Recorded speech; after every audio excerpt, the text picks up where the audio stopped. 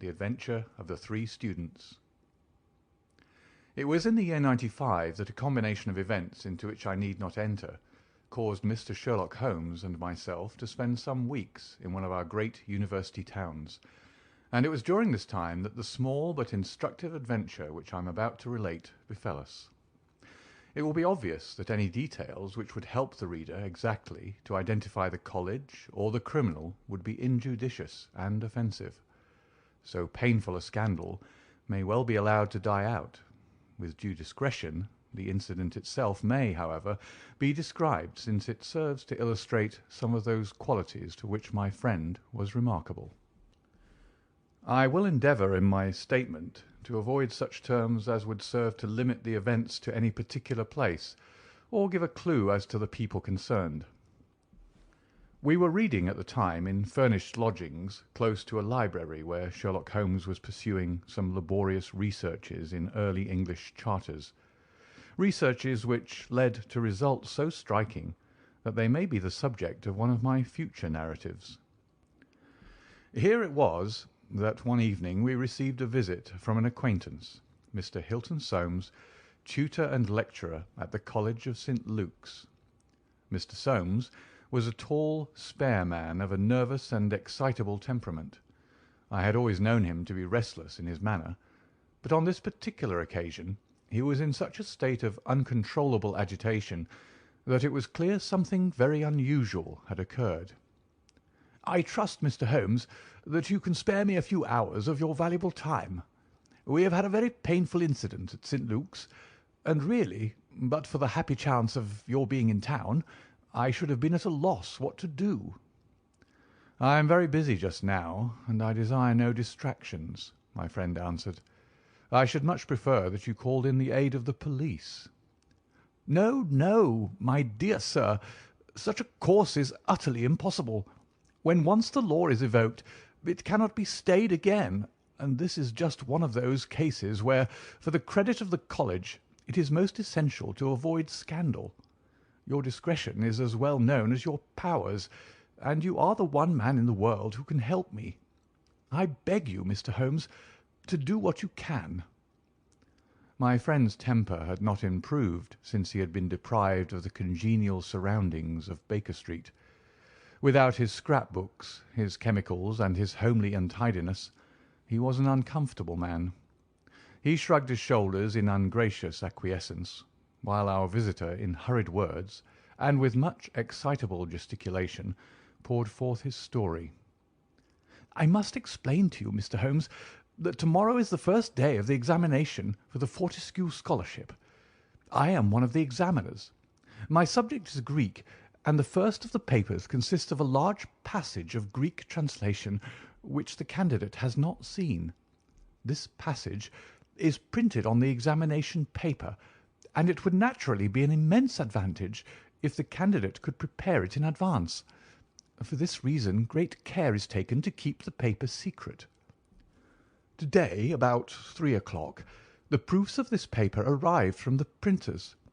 The exercise consists of half a chapter of Thucydides.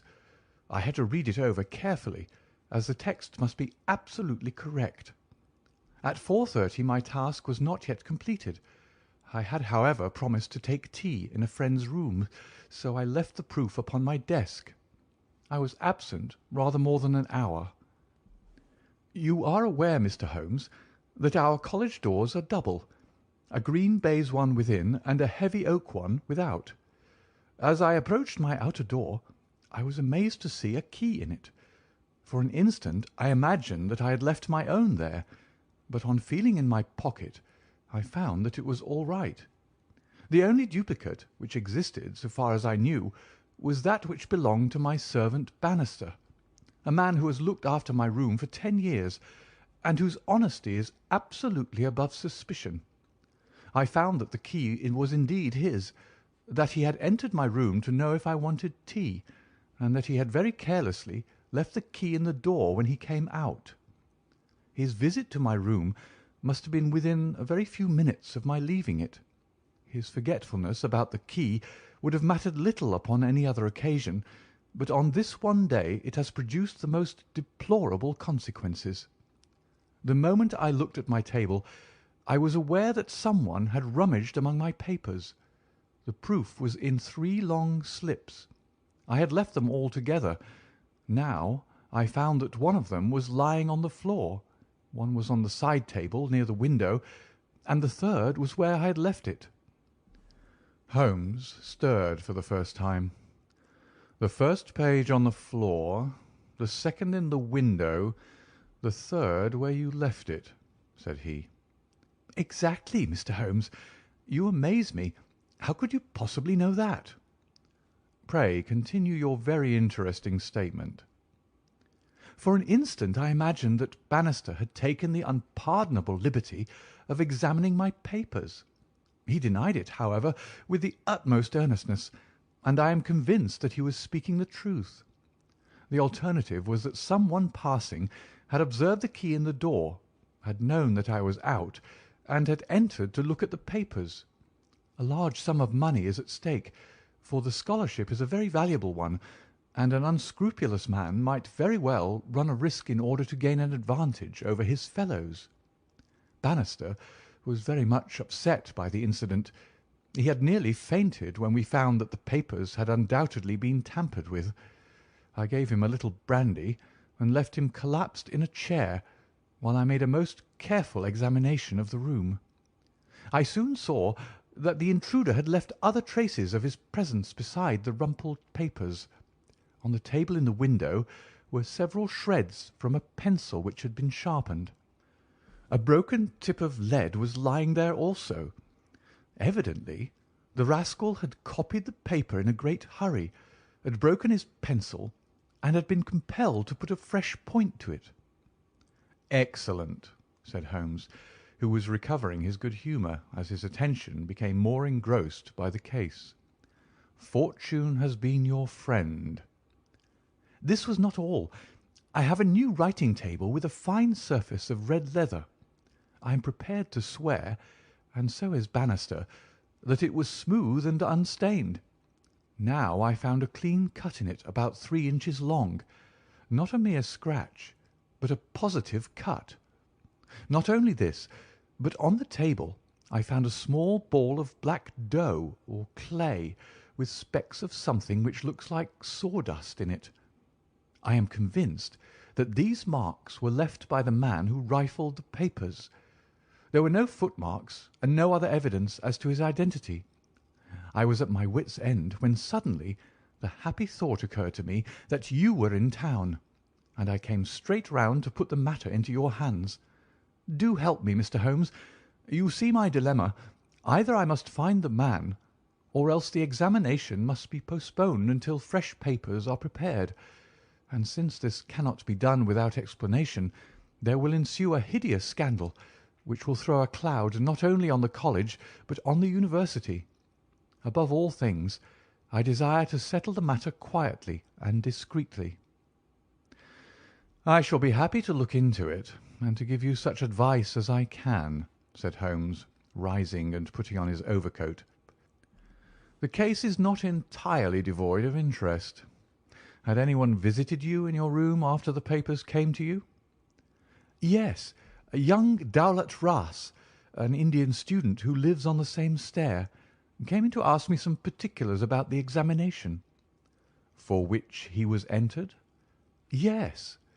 "And the papers were on your table?" "To the best of my belief, they were rolled up."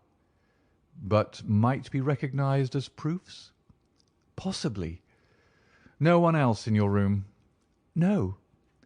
"Did anyone know that these proofs would be there?" "No one save the printer." "Did this man Bannister know?" "No, certainly not. No one knew." "Where is Bannister now?" "He was very ill, poor fellow. I left him collapsed in the chair. I was in such a hurry to come to you." "You left your door open?" "I locked up the papers first." "Then it amounts to this, Mr. Soames, that unless the Indian student recognised the roll as being proofs, the man who tampered with them came upon them accidentally without knowing that they were there." "So it seems to me." Holmes gave an enigmatic smile. "Well," said he, "let us go round. Not one of your cases, Watson. Mental, not physical. All right. Come if you want to. Now, Mr. Soames, at your disposal." The sitting room of our client opened by a long, low, latticed window onto the ancient, lichen-tinted court of the old college. A Gothic arched door led to a worn stone staircase. On the ground floor was the tutor's room. Above were 3 students, one on each story. It was already twilight when we reached the scene of our problem. Holmes halted and looked earnestly at the window. Then he approached it, and standing on tiptoe with his neck craned, he looked into the room. "He must have entered through the door. There is no opening except the one pane," said our learned guide. "Dear me," said Holmes, and he smiled in a singular way as he glanced at our companion. "Well, if there is nothing to be learned here, we had best go inside." The lecturer unlocked the outer door and ushered us into his room. We stood at the entrance while Holmes made an examination of the carpet. "I am afraid there are no signs here," said he.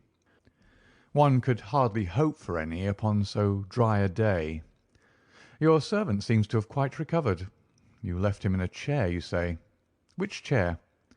"By the window there." "I see. Near this little table. You can come in now. I have finished with the carpet. Let us take the little table first. Of course, what has happened is very clear. The man entered and took the papers sheet by sheet from the central table. He carried them over to the window table because from there he could see if you came across the courtyard, and so could effect an escape." "As a matter of fact, he could not," said Soames, "for I entered by the side door." "Ah, that's good. Well, anyhow, that was in his mind. Let me see the 3 strips. No finger impressions. No. Well, he carried over this one first, and he copied it.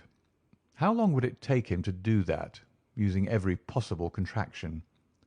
Quarter of an hour, not less. Then he tossed it down and seized the next.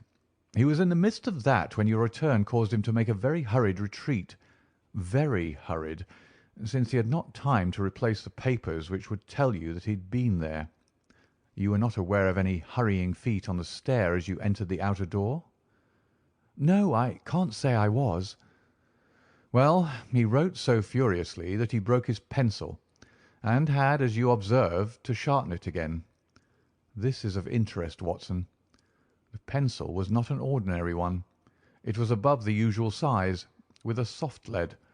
The outer colour was dark blue, the maker's name was printed in silver lettering, and the piece remaining is only about 1.5 inches long. Look for such a pencil, Mr. Soames, and you have got your man. When I add that he possesses a large and very blunt knife, you have an additional aid." Mr. Soames was somewhat overwhelmed by this flood of information. "I can follow the other points," said he, "but really, in this matter of the length—" Holmes held out a small chip with the letters N.N. and a space of clear wood after them. "You see?"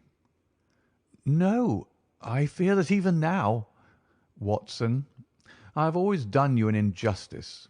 There are others. What could this N.N. be? Is it the end of a word? You are aware that Johann Faber is the most common maker's name. Is it not clear that there is just as much of the pencil left as usually follows the Johann?" He held the small table sideways to the electric light. "I was hoping that if the paper on which he wrote was thin, some trace of it might have come through upon this polished surface. No, I see nothing. I don't think there is anything more to be learned here. Now for the central table. This small pellet is, I presume, the black doughy mass you spoke of. Roughly pyramidal in shape and hollowed out, I perceive. As you say, there appear to be grains of sawdust in it. Dear me, this is very interesting. And the cut, a positive tear, I see. It began with a thin scratch and ended in a jagged hole. I am much indebted to you for directing my attention to this case, Mr. Soames. Where does that door lead to?" "To my bedroom." "Have you been in it since your adventure?" "No, I came straight away for you." "I should like to have a glance around. What a charming old-fashioned room! Perhaps you will kindly wait a minute until I have examined the floor. No, I see nothing. What about this curtain? You hang your clothes behind it. If anyone were forced to conceal himself in this room, he must do it there, since the bed is too low and the wardrobe too shallow. No one there, I suppose." As Holmes drew the curtain, I was aware, from some little rigidity and alertness of his attitude, that he was prepared for an emergency. As a matter of fact, the drawn curtain disclosed nothing but 3 or 4 suits of clothes hanging from a line of pegs. Holmes turned away and stooped suddenly to the floor. "Hello! What's this?" said he. It was a small pyramid of black putty-like stuff, exactly like the one upon the table of the study. Holmes held it in his open palm in the glare of the electric light. "Your visitor seems to have left traces in your bedroom as well as in your sitting-room, Mr. Soames." "What could he have wanted there?" "I think it is clear enough. You came back by an unexpected way, and so he had no warning until you were at the very door. What could he do? He caught up everything which would betray him, and he rushed into your bedroom to conceal himself." "Good gracious, Mr. Holmes! Do you mean to tell me that all the time I was talking to Bannister in this room we had the man prisoner if we had only known it?" "So I read it." "Surely there is another alternative, Mr. Holmes. I don't know whether you observed my bedroom window." "Lattice-paned, lead framework, 3 separate windows, one swinging on hinge and large enough to admit a man." "Exactly, and it looks out on an angle of the courtyard so as to be partly invisible.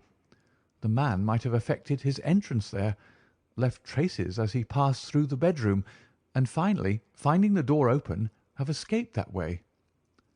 Holmes shook his head impatiently. "Let us be practical," said he.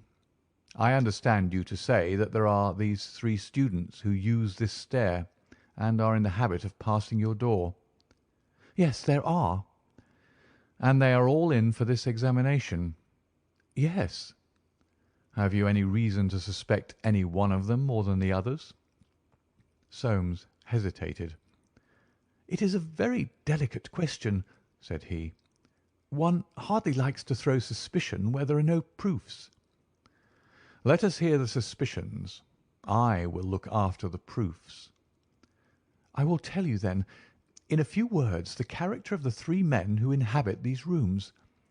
The lower of the 3 is Gilchrist, a fine scholar and athlete, plays in the rugby team and the cricket team for the college, and got his blue for the hurdles and the long jump. He is a fine, manly fellow. His father was the notorious Sir Jabez Gilchrist, who ruined himself on the turf. My scholar has been left very poor, but he is hard-working and industrious. He will do well. The second floor is inhabited by Daulat Ras, the Indian. He is a quiet, inscrutable fellow, as most of those Indians are. He is well up in his work, though his Greek is his weak subject. He is steady and methodical. The top floor belongs to Miles McLaren. He is a brilliant fellow when he chooses to work, one of the brightest intellects of the university, but he is wayward, dissipated, and unprincipled. He was nearly expelled over a card scandal in his first year. He has been idling all this term, and he must look forward with dread to the examination." "Then it is he whom you suspect?"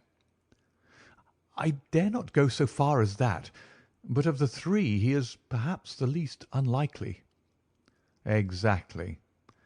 Now, Mr. Soames, let us have a look at your servant Bannister."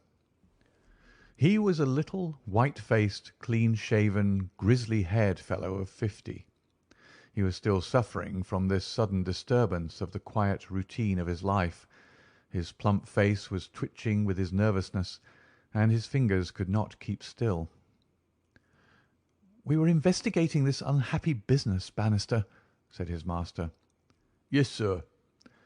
"I understand," said Holmes, "that you left your key in the door." "Yes, sir." "Was it not very extraordinary that you should do this on the very day when there were these papers inside?" "It was most unfortunate, sir, but I have occasionally done the same thing at other times." "When did you enter the room?" "It was about 4:30. That is Mr. Soames's tea time." "And how long did you stay?" "When I saw that he was absent, I withdrew at once."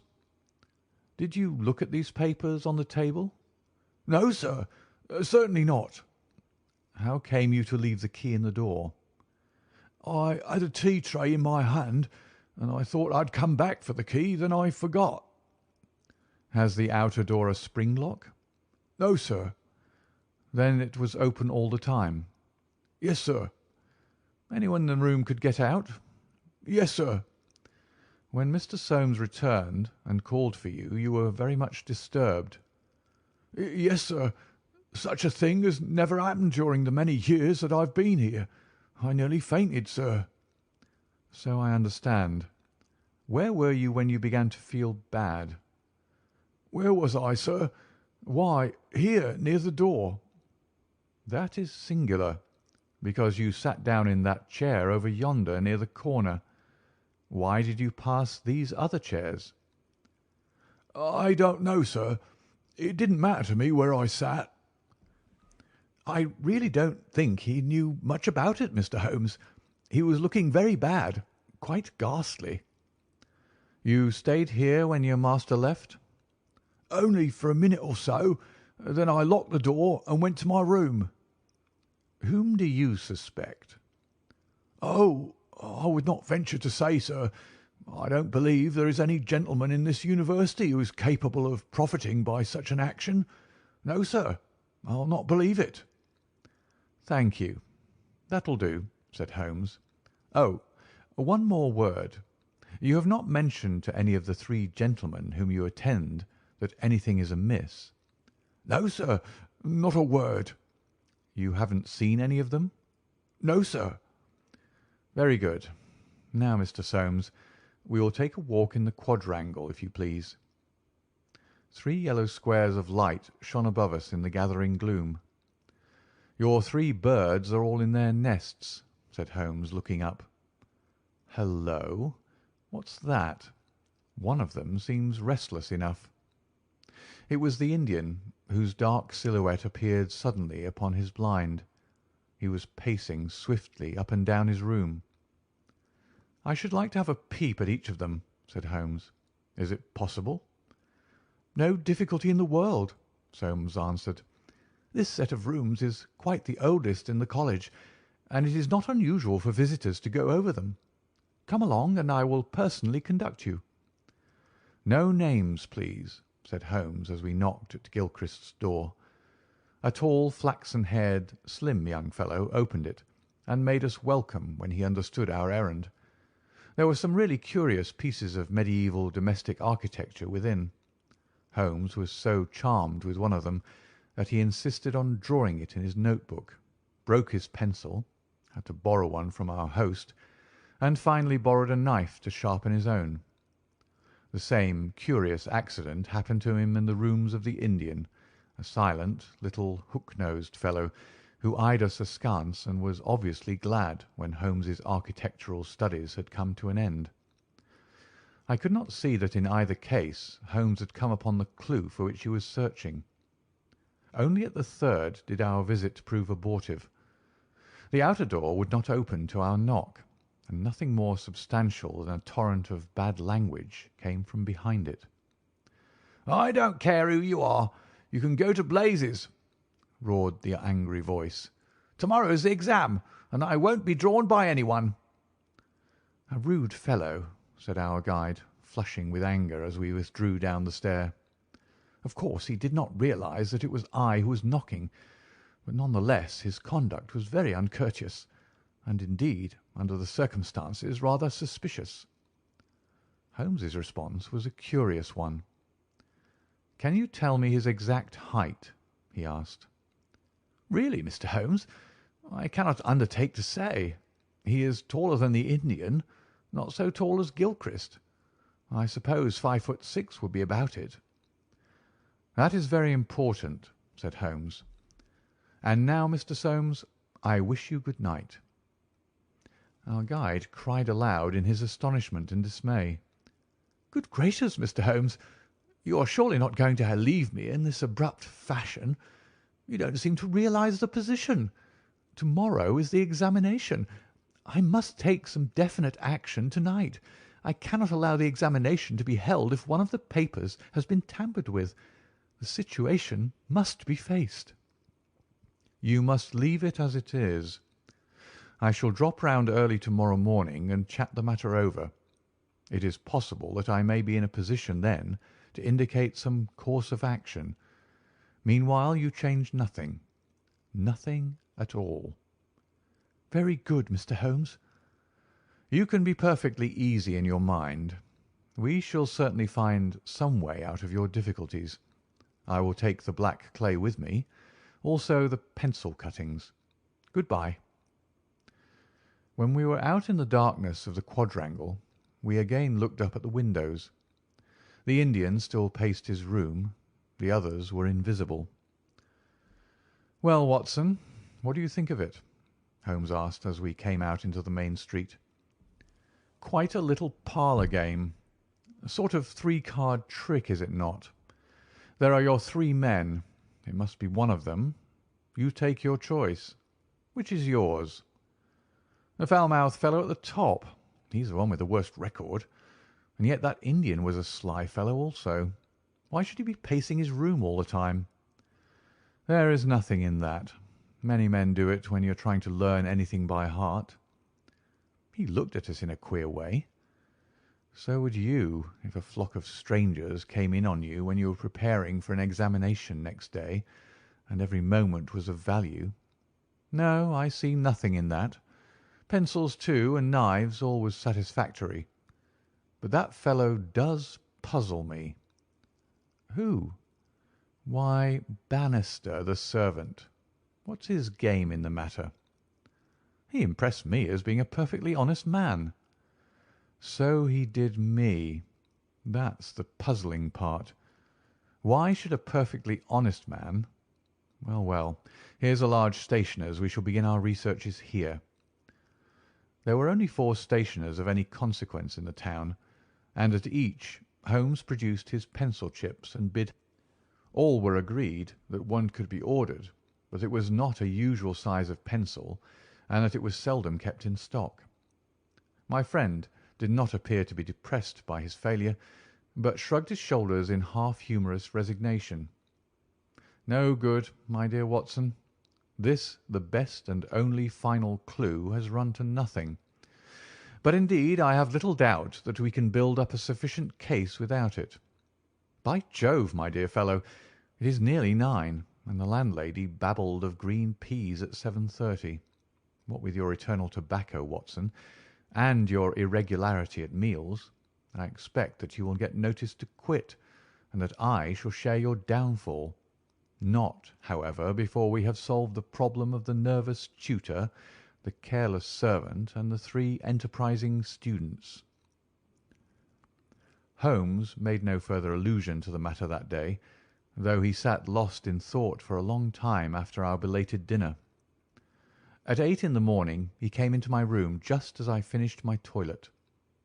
"Well, Watson," said he, "it is time we went down to St. Luke's. Can you do without breakfast?" "Certainly." "Soames will be in a dreadful fidget until we are able to tell him something positive." "Have you anything positive to tell him?" "I think so." "You have formed a conclusion?" "Yes, my dear Watson. I have solved the mystery." "But what fresh evidence could you have got?" "Aha! It is not for nothing that I have turned myself out of bed at the untimely hour of 6. I've put in 2 hours' hard work, and covered at least 5 miles with something to show for it. Look at that." He held out his hand. On the palm were 3 little pyramids of black doughy clay. "Why, Holmes, you only had 2 yesterday." "And 1 more this morning. It is a fair argument that wherever number 3 came from is also the source of numbers 1 and 2. Eh, Watson? Well, come along and put friend Soames out of his pain." The unfortunate tutor was certainly in a state of pitiable agitation when we found him in his chambers. In a few hours the examination would commence, and he was still in the dilemma between making the facts public and allowing the culprit to compete for the valuable scholarship. He could hardly stand still, so great was his mental agitation, and he ran towards Holmes with 2 eager hands outstretched. "Thank Heaven that you've come! I feared that you had given it up in despair. What am I to do? Shall the examination proceed?" "Yes, let it proceed by all means." "But this rascal?" "He shall not compete." "You know him?" "I think so. If this matter is not to become public, we must give ourselves certain powers and resolve ourselves into a small private court-martial. You there, if you please, Soames. Watson, you here. I'll take the armchair in the middle. I think that we're now sufficiently imposing to strike terror into a guilty breast. Kindly ring the bell." Bannister entered, and shrank back in evident surprise and fear at our judicial appearance. "You will kindly close the door," said Holmes. "Now, Bannister, will you please tell us the truth about yesterday's incident?" The man turned white to the roots of his hair. "I've told you everything, sir." "Nothing to add?" "Nothing at all, sir." "Well, then, I must make some suggestions to you. When you sat down on that chair yesterday, did you do so in order to conceal some object which would have shown who had been in the room?" Bannister's face was ghastly. "No, sir, certainly not." "It is only a suggestion," said Holmes suavely. "I frankly admit that I am unable to prove it, but it seems probable enough, since the moment that Mr. Soames's back was turned, you released the man who was hiding in that bedroom." Bannister licked his dry lips. "There was no man, sir." "Ah, that's a pity, Bannister.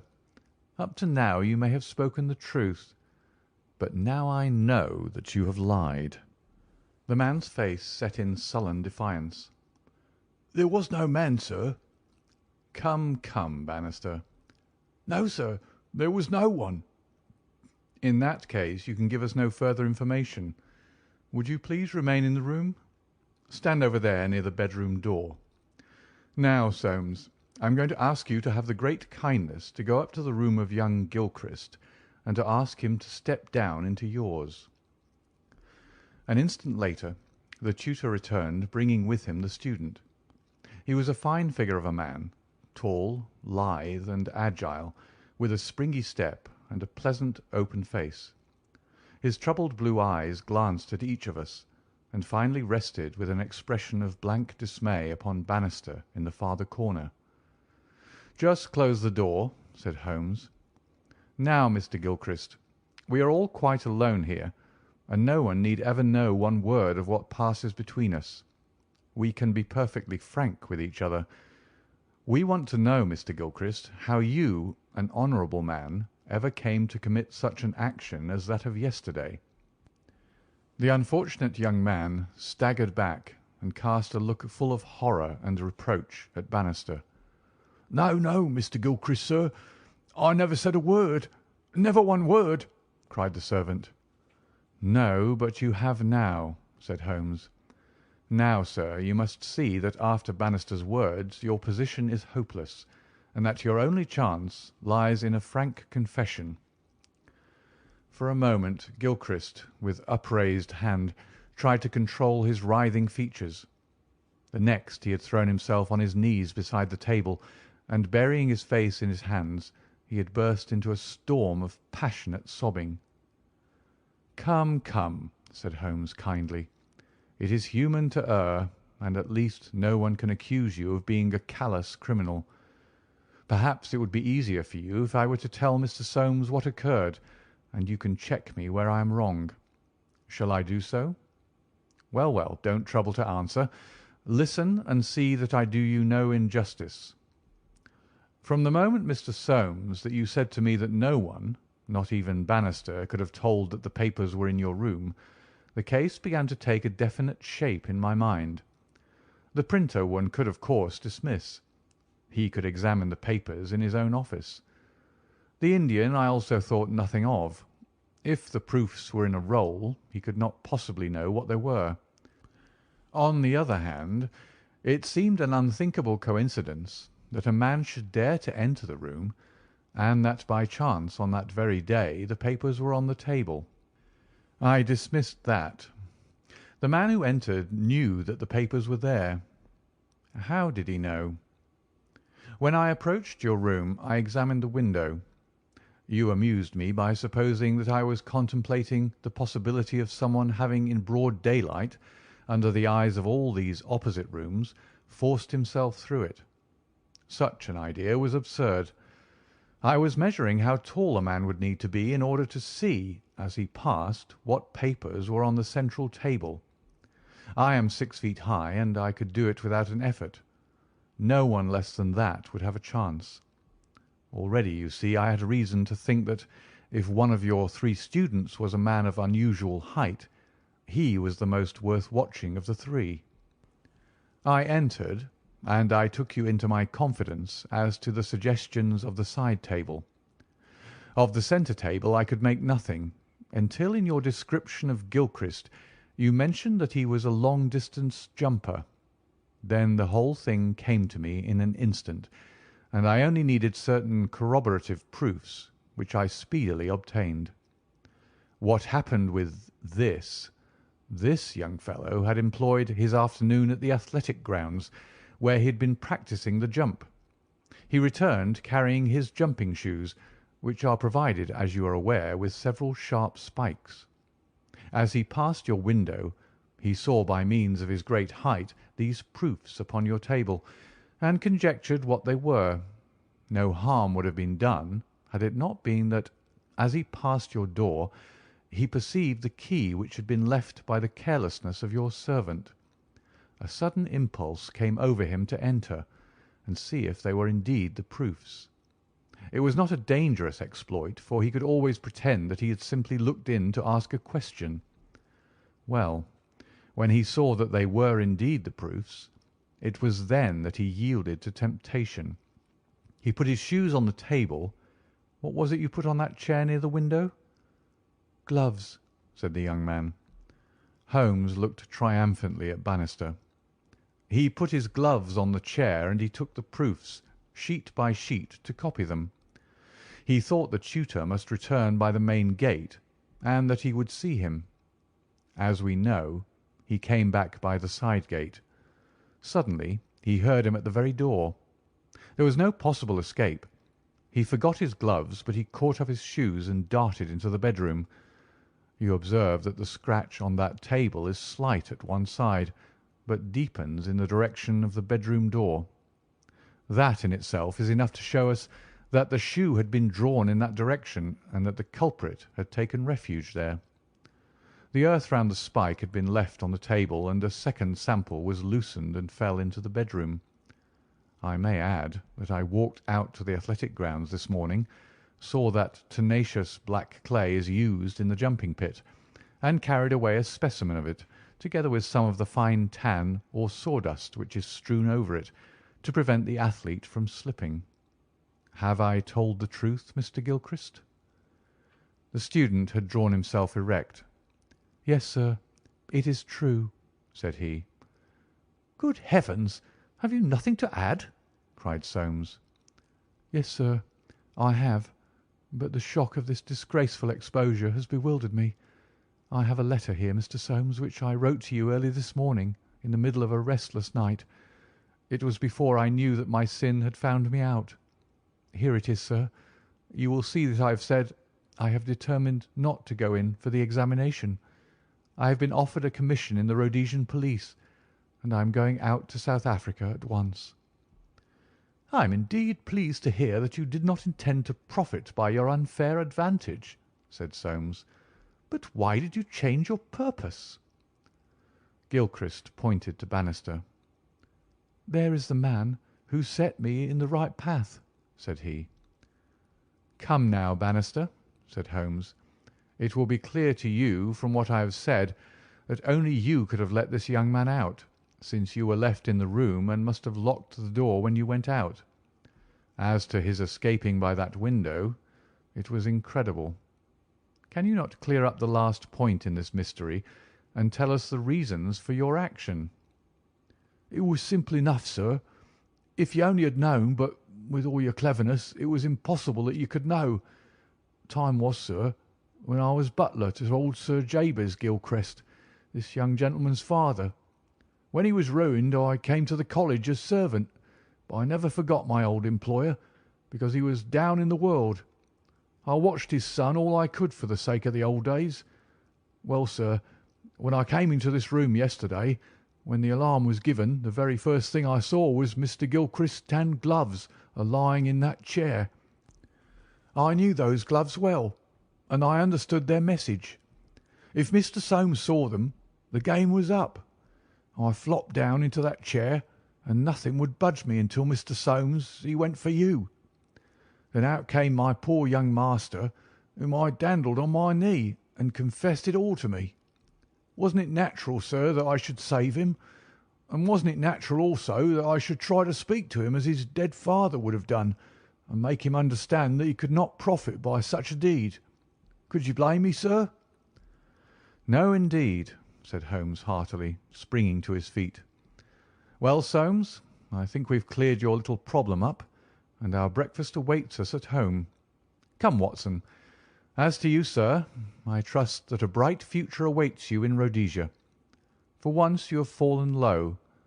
Let us see in the future how high you can rise." End of The Adventure of the Three Students.